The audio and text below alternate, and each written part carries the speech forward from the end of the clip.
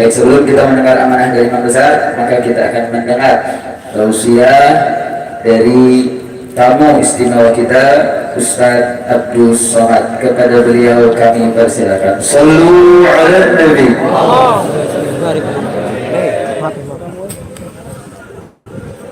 Apa lebih kami aja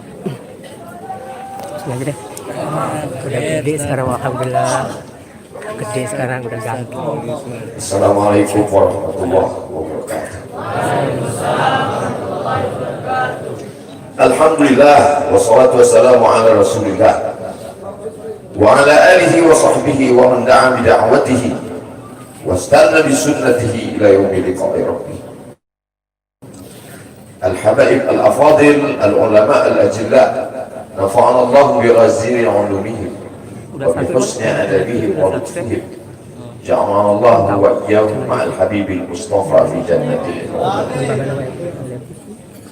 Orang yang menyambut beliau, kalau dia masih ada ikatan dinas, maka beberapa hari ini kita lihat orang itu dihukum dari jabatannya. Orang yang mengupdate status kalau menulis nama beliau, maka Instagramnya akan diblokir. Hanya menulis namanya saja, maka Facebooknya akan ditutup. Orang menjadi takut untuk menjenguk beliau, kecuali orang-orang yang takutnya sudah dihabiskan hanya untuk Allah. Apa dosanya? Apa salahnya? Berapa triliun negeri ini pernah dirugikannya? Nikel, uranium yang pernah dijualnya ke luar negeri.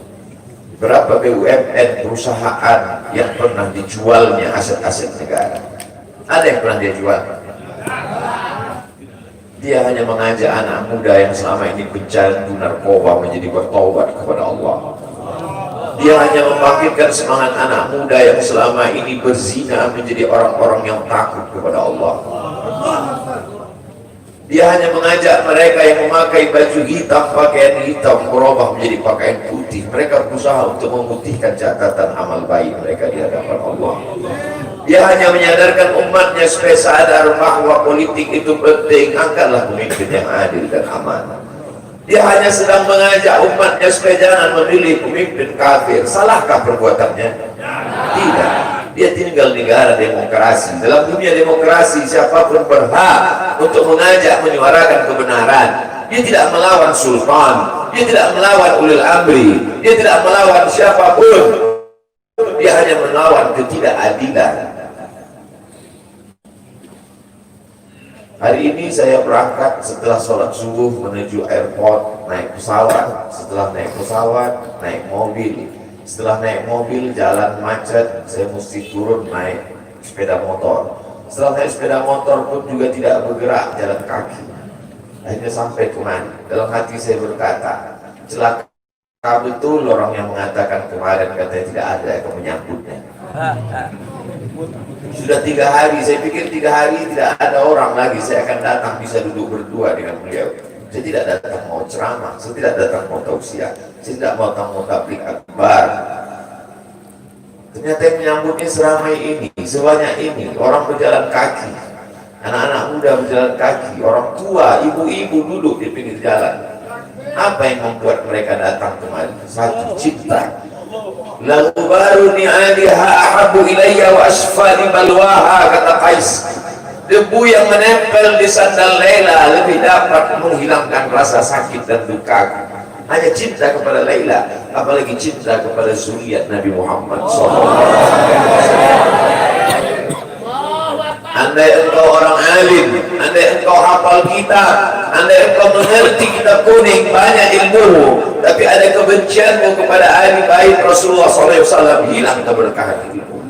Andai engkau punya derajat seperti seorang wali, andai engkau diangkat Allah sebagai wali, maka jatuh derajat kewalianmu hanya karena kebencianmu kepada ahli bait. Apa kata Kiai Haji Maimun Zubair? Ahli bait itu seperti Quran yang rapuh. Andai ada ahli bait itu yang nakal, yang jahat sekalipun, dia tetaplah seperti Quran yang laku. Quran yang buruk, andai titiknya sudah tidak ada lagi, tak akan mungkin kau akan buang. Kau tetap juga akan jaga dia, kau akan cium dia. Kenapa? La yamassuhu illal mutahharun. Allah yang mensucikan.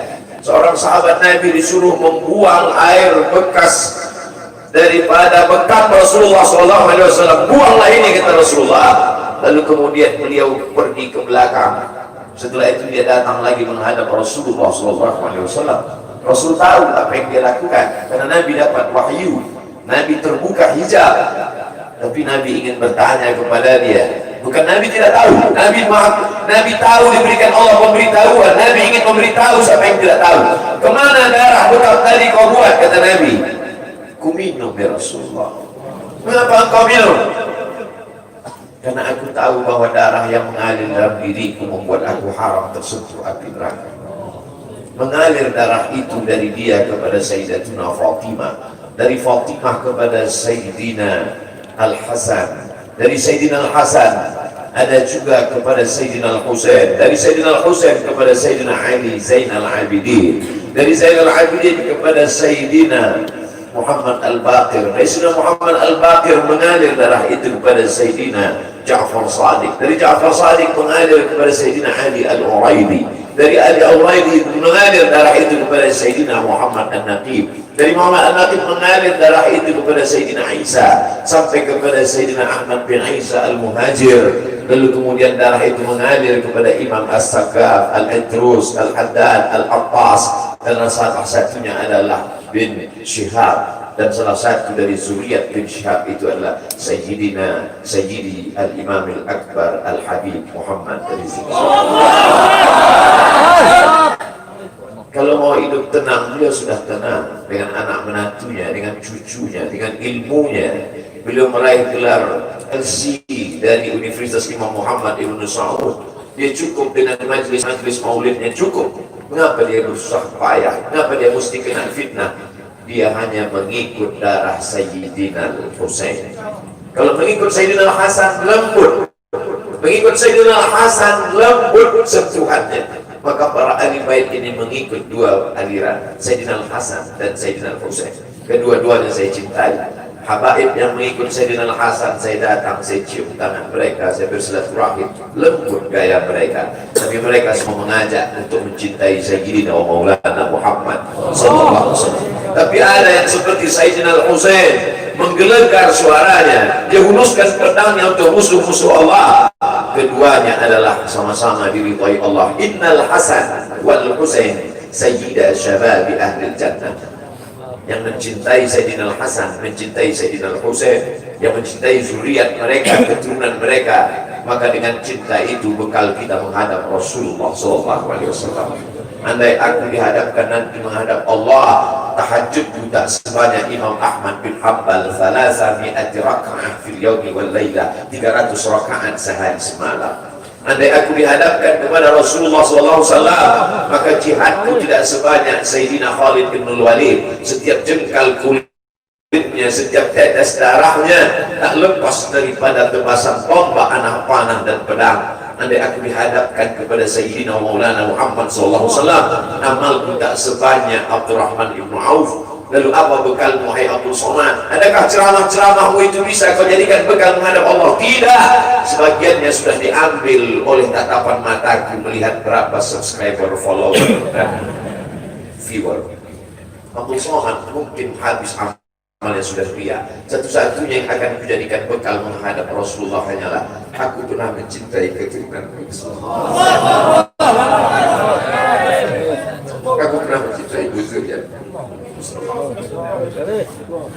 Sallu ala Nabi.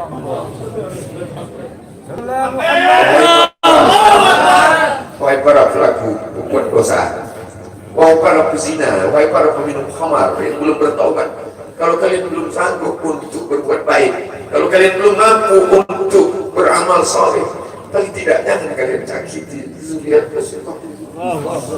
Jangan kalian keluarkan kata-kata, jangan dikeluarkan kata-kata fitnah.